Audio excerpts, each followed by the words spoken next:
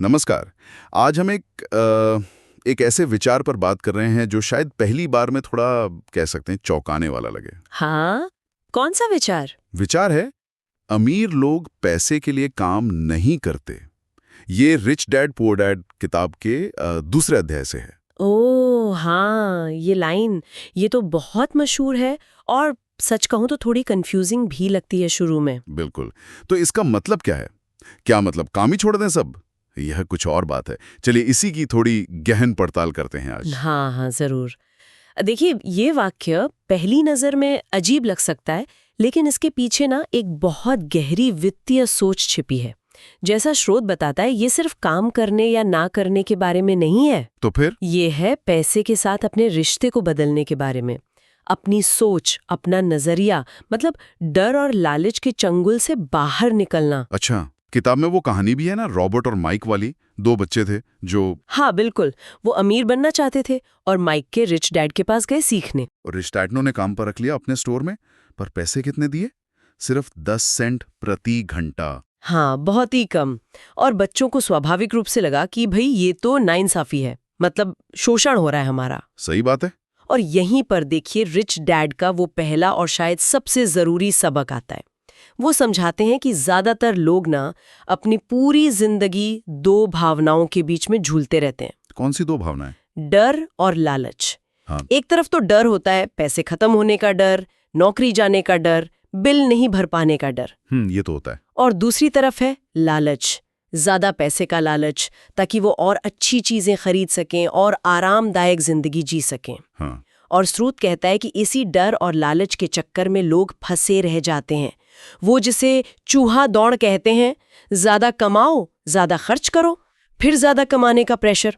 वो असल में पैसे के लिए ही जीते हैं, पैसे के गुलाम बन जाते हैं। बाप रे।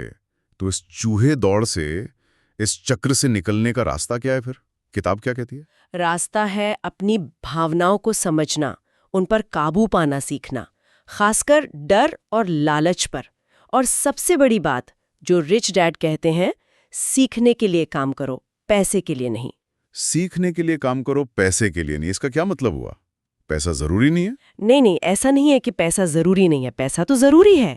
लेकिन स्रोत ये कहता है कि शुरू में, खासकर करियर की शुरुआत में, आपका फोकस सिर्फ तनख्वाह या सैलरी पर नहीं होना चाहिए। तो किस पर होना चाहिए? सीखने पर, कौशल हासिल करने पर, अनुभव लेने पर, ये समझने पर कि पैसा काम कैसे करता है।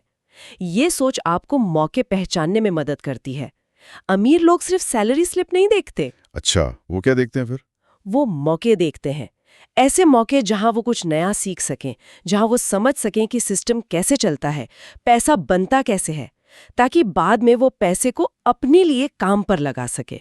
जैसे उस कहानी में रॉबर्ट और माइक ने किया था, जब उन्हें लगा कि 10 सेंट बहुत कम है। हाँ बिल्कुल, उन्होंने सिर्फ शिकायत नहीं की कि पैसे कम हैं, उन्होंने रिच डैड की बात पर सोचा और एक अवसर देखा। क्या अवसर था वो? उन्होंने देखा कि स्टोर में पुरानी कॉमिक्स फेंक दी जाती हैं, बेकार समझकर। हाँ। तो उन्होंने वो कॉमिक्स जमा की और अपने घर के बेसमेंट में बच्चों के लिए एक छोटी सी लाइब्रेरी खोल दी। अरे वाह। हाँ, और हर बच्चे से मतलब 10 सेंट एंट्री फीस लेते थे।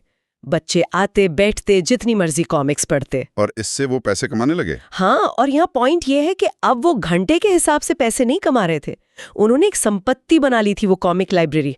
वो उनके लिए पैसे कमा रही थी, तब भी जब वो वहां नहीं होते थे। समझ गया। मतलब उन्होंने पैसे के लिए काम करना बंद कर दिया और पैसे को अपने लिए काम पर लगा दिया। एग्जैक्टली, यही वो सोच है। तो निचोड़ ये निकलता है कि नौकरी करना या मेहनत करना अपने आप में गलत नहीं है। नहीं, बिल्कुल नहीं। समस्या तब है जब हम सिर्फ सैलरी के लिए, मतलब उसी डर और लालच वाले चक्र में फंसकर काम करते रहते हैं। सही कहा। ये सोच उस पारंपरिक सोच से बिल्कुल अलग है, जहां हम सोचते हैं कि बस एक सुरक्षित अच्छी तनख्वाह वाली नौकरी मिल जाए तो जिंदगी सेट है। हाँ, वही अंतिम लक्ष्य मान लिया जाता है अक्सर। असल बदलाव देखिए वो मानसिकता का है, अपनी फाइनेंशियल समझ बढ़ाने का है।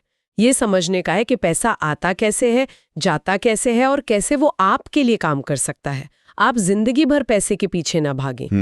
ये सिर्फ अमीर बनने का तरीका नहीं, बल्कि एक तरह से वित्तीय स्वतंत्रता पाने का रास्ता है। बिल्कुल, वित्तीय स्वतंत्रता। ये सारी बातचीत एक बड़े सवाल पर लाकर छोड़ती है।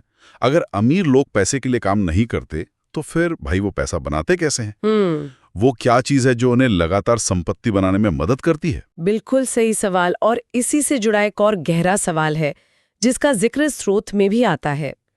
क्या वो चीज सिर्फ ज्ञान है, या मौके हैं, या फिर कुछ और भी है जो इस पूरे चक्र को चलाता है?